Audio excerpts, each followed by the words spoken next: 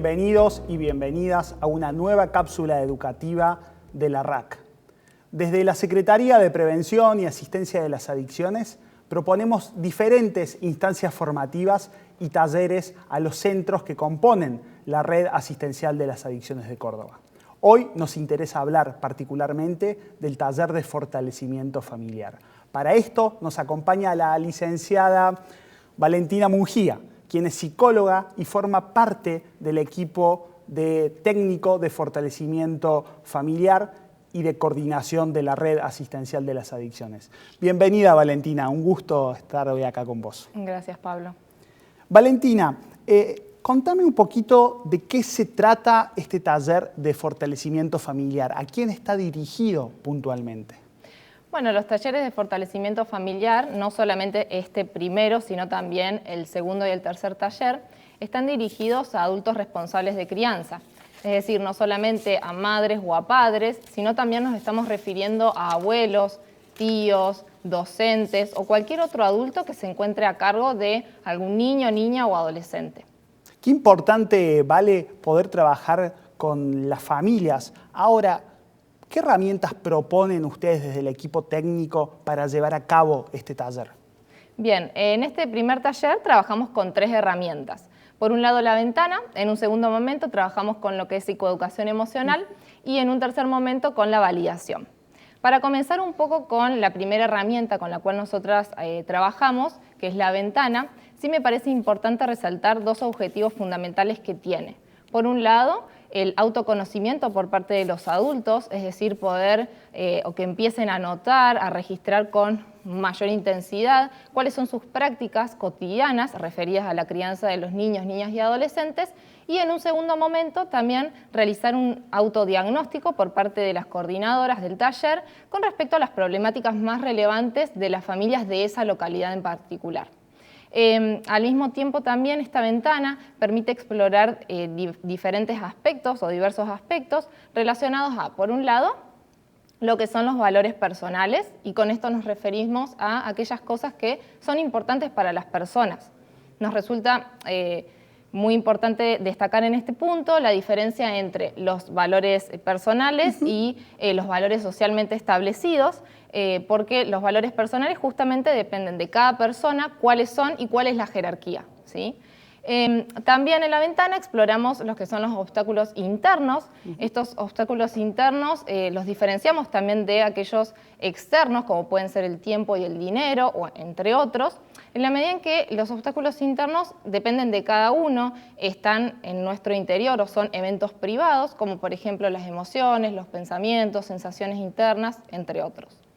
También la ventana aborda lo que son los comportamientos que los acercan a los valores o aquellas cosas importantes para los adultos, en este caso, como por ejemplo, podemos pensar en conversar con sus hijos, pasar tiempo con ellos, decirles o expresarles el cariño.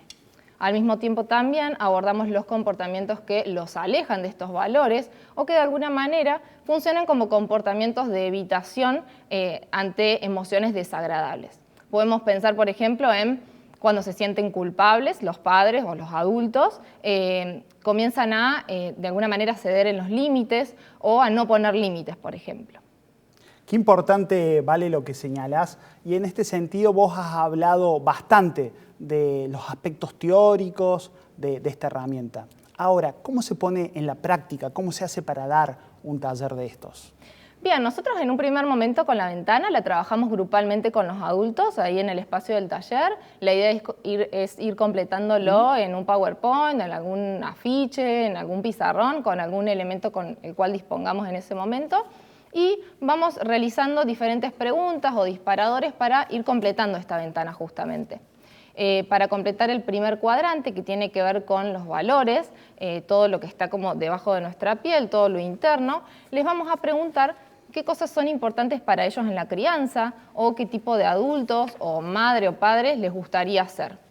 En un segundo momento, para completar el segundo cuadrante, que tiene que ver con los obstáculos internos, es decir, estas emociones, pensamientos, sensaciones físicas, recuerdos, etc., les vamos a preguntar qué cosas no les gusta sentir en la crianza o qué emociones difíciles se presentan durante la crianza de los niños, niñas o adolescentes. Para completar el tercer cuadrante de la ventana, que pertenece a lo que es el mundo externo o el mundo de los 5 sentidos, como les decimos, vamos a preguntarles qué cosas suelen hacer ellos cuando se presentan estas emociones difíciles. Es decir, podemos pensar en qué hacen cuando se sienten enojados o qué hacen cuando están tristes o se sienten culpables. Por último, para completar el último cuadrante, les vamos a preguntar qué cosas suelen hacer ellos o qué acciones de compromiso tienen para acercarse a estos valores o estas cosas que son importantes para ellos en la crianza. Es muy importante señalar que esto que refiere Valentina está reflejado también en los manuales que ponemos a disposición de los diferentes centros de la RAC, donde van a poder encontrar los cuadrantes y toda la información teórica complementaria a esta cápsula educativa. Ahora, Vale, una vez que se identificaron todos estos aspectos dentro de la ventana, ¿qué sigue? ¿Cómo sigue este taller? Bien. En este taller continuamos con lo que es psicoeducación emocional particularmente y en un primer momento nos gusta transmitirles y contarles a los padres de qué se tratan las emociones o qué son. Entonces, en este punto les transmitimos que las emociones son experiencias subjetivas que pueden ser valoradas como agradables o desagradables por cada ser humano y que comprometen a 3 sistemas de respuesta, que tiene que ver con el sistema cognitivo subjetivo, es decir, con lo que pensamos con respecto a esa emoción en particular. Por otro lado, compromete al sistema conductual expresivo, que tiene que ver con lo que hacemos ante la presencia de una emoción o decimos. Y por el otro lado, compromete a un sistema más bien adaptativo fisiológico, que ya tiene que ver con una respuesta más automática o más biológica ante la presencia de una emoción. Lo que sí me resulta muy importante destacar acá en la temática de las emociones es que nosotros no diferenciamos entre emociones buenas o malas, o positivas o negativas, sino que hablamos de emociones simplemente y la importancia que tiene cada emoción en cada ser humano justamente, es decir, la función y la utilidad.